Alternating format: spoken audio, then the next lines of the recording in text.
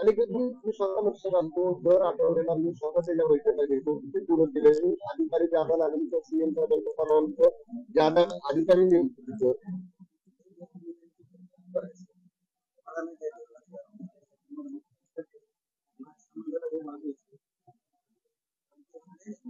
दादा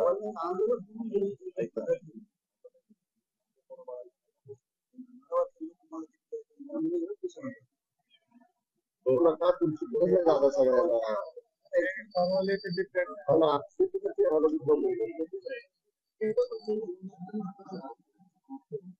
पंचवीस मनापासून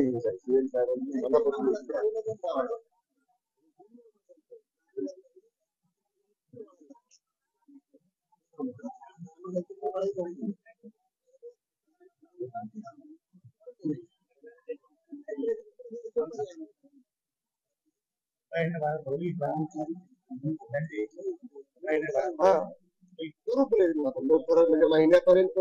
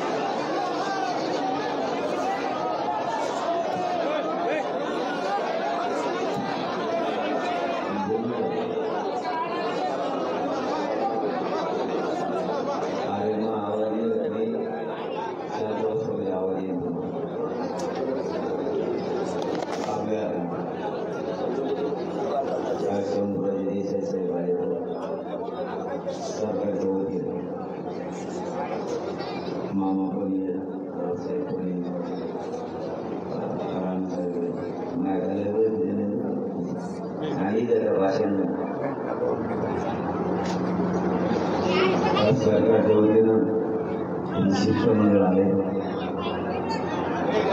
आपल्या ज्या सगळ्या मागण्या सगळे सोयींची अंमलबजावणी तातडीनं करा म्हणून आपण उपोषण सुरू केलं. राजेसर तुम्हाला बोलताना एक सांगायचं राहिलं, सगळे सोयीची जी व्याख्या आहे ती आम्ही दिलेल्या व्याख्येप्रमाणे सगळे सोयीची व्याख्या असली पाहिजे. आणि ती त्यावेळेस सरकार साहेब आणि सचिव होते जवळपास 15 ते 16 आणि सीएम साहेबांनी विश्वासात घेऊन ते हा म्हणले. त्याच्या आधी पण त्याच्यानंतर पण काही अधिकारी जाणून घेऊन करते त्यामुळे समाजाला हे सांगायला आले होतं. आम्ही दिलेल्या व्याख्याप्रमाणे घ्या. आपले भाऊ आपले असे चर्चा झाली आता साहेबासोबत की सगळे स्वयंची अंमलबजावणी. दुसरं मराठा आणि कुणबी एकच आहे. या व्यासपीठावर गिरीश महाजन साहेब आले होते. त्यांनी सांगितलं होतं आपल्याला 11 लाख रुपयाला पाहिजे करायला. आता 57 लाख ते 63 लाख नोंदीचा आधार मिळाला. आता मराठा आणि कुणबी एक कायदा पारित करायला अडचण नाही. 2 सांगितले म्हणजे तिसरा हैदराबादचं गॅस आहे. कारण पूर्ण मराठवाडा हा पूर्वी कुणबी म्हणून असलेल्या त्या शासनाजवळ नोंदी आहे. त्यावेळेस शासक निजाम होता. निजामाकडं कारण आता शासक ही आहे त्यावेळेस ते शासक ती होते. त्याच्यात मराठवाड्यात पुरा मराठा समाज हा कुणबी.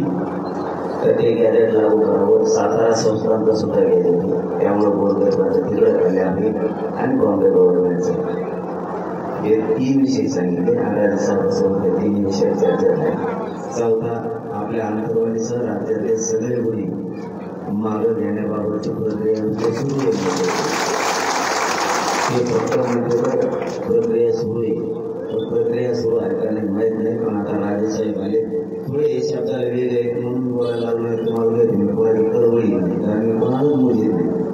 त्यामुळे मी बोलत होईल पण राजेसाहेब बोलले काय करते मला 5-7 अनुभव सगळं तरी बोलल्याला सांगितलं विद्यार्थ्याचं असं असं करायला लागलं. राजेसाहेब तातडीनं वैदिक कामाला करून घे. तुझे नाही करत ती घालून कधी आहे ते आहे.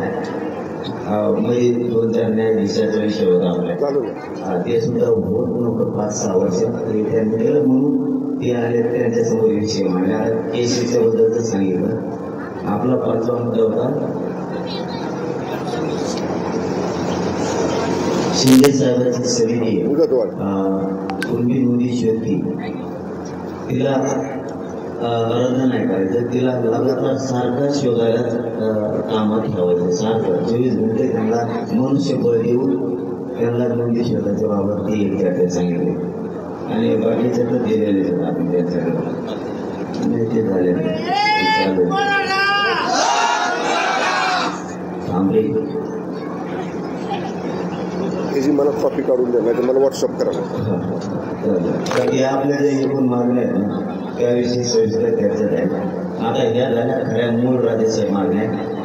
आता याच्या व्यतिरिक्त या मागण्या नाही का, पण आमचा अर्थ मी सांगतो की ज्या नोंदी सापडल्या हे मागण्या नाही आहे, मागण्या ह्या 5-7 सांगितल्या तुम्हाला, आणि 7 का 9 आहेत तरी ओरिजिनल मागण्या CM साहेबांकडे दिल्या आहेत.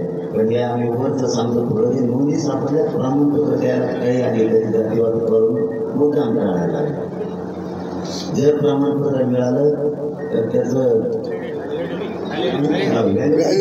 विनाकारण अडचण लागेल. पोराला आता नेटला द्यायचे म्हणजे ते तातडीनं द्यायचं सांगा, ते 2 सांगितले. आणि तिसरं असं की काही पोरांनी ECBCतून EWMधून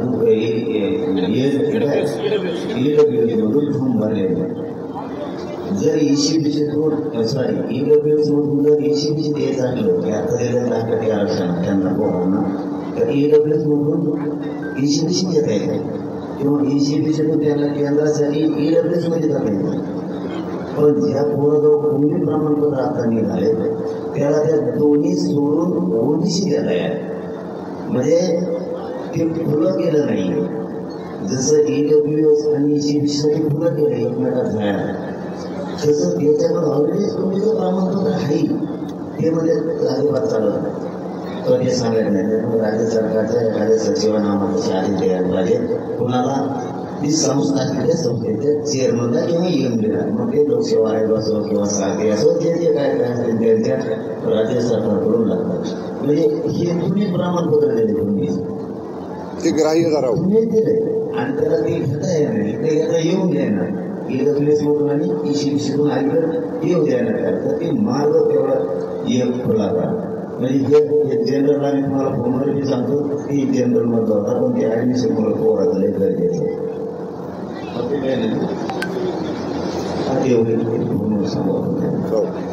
तर आपल्या ज्या मागण्या तुम्हाला भाव पाहिल्या सांगितल्या याच्यात माझं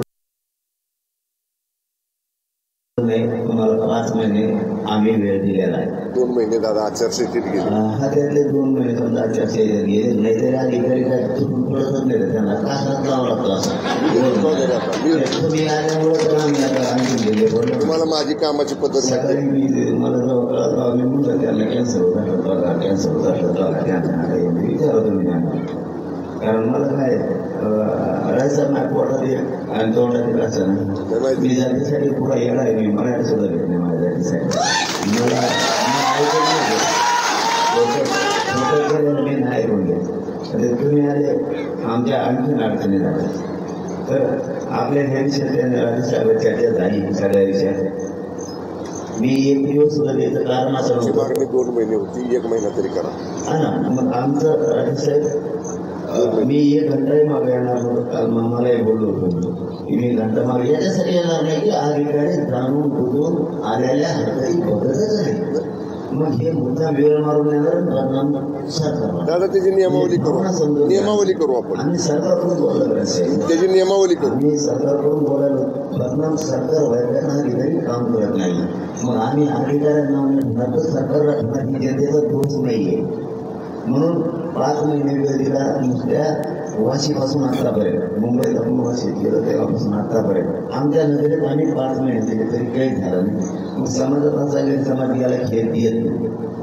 म्हणून आता आपण भाव तुम्हाला सांगतो माझं म्हणून होतं राजे साहेबाला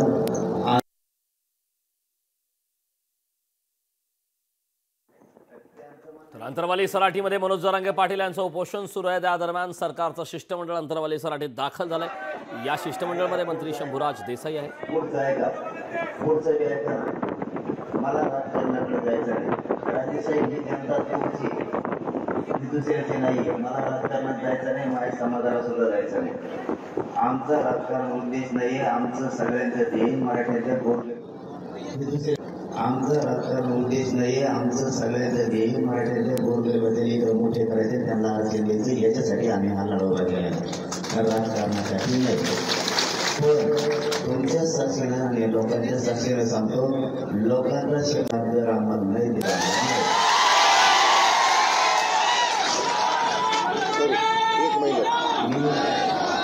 आम्ही हट्टी नाहीये। हट्टी असलो तर आम्हाला आम्ही दूध करून लावले की पाहिजे। मला काही आम्हाला मान्य नाही, आम्हाला राजकारण करायचं आहे। राजकारणाचा खंडच नाही राजसेवा आम्हाला। लोकशाही मराठी ऐका, पहा, जागरूक रहा।